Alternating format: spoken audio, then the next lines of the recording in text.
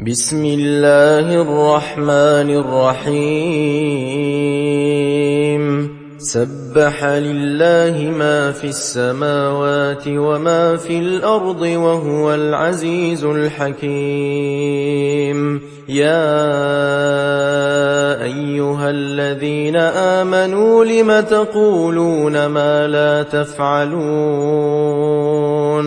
كبر مقتا عند الله أن تقولوا ما لا تفعلون إن الله يحب الذين يقاتلون في سبيله صفا كأنهم بنيان مرصوص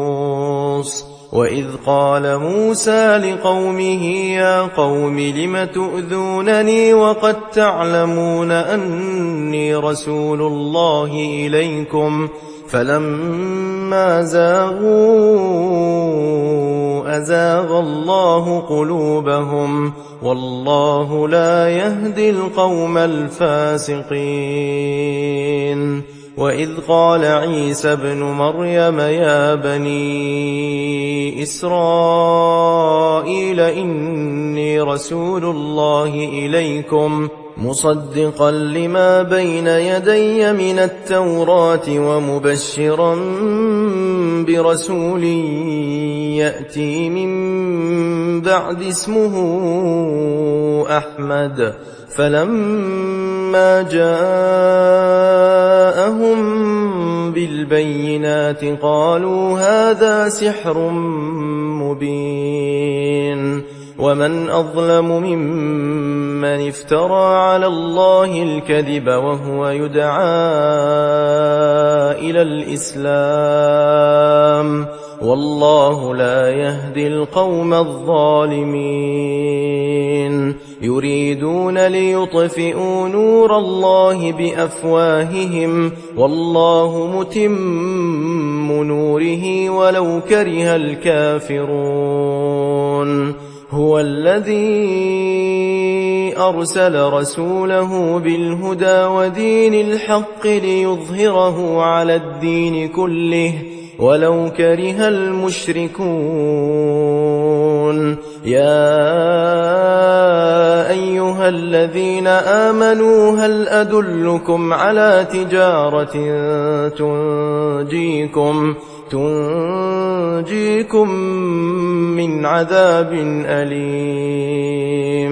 تؤمنون بالله ورسوله وتجاهدون في سبيل الله بأموالكم وأنفسكم ذلكم خير لكم إن كنتم تعلمون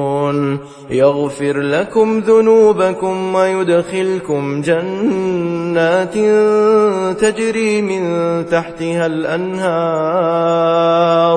ومساكن طيبة في جنات عدن ذلك الفوز العظيم وأخرى تحبونها نصر من الله وفتح قريب وبشر المؤمنين يا أيها الذين آمنوا كونوا أنصار الله كما قال عيسى ابن مريم للحواريين من أنصاري إلى الله قال الحواريون نحن أنصار الله فآمنت طائفة من بني إسرائيل وكفرت طائفة فأيدنا الذين آمنوا على عدوهم فأصبحوا ظاهرين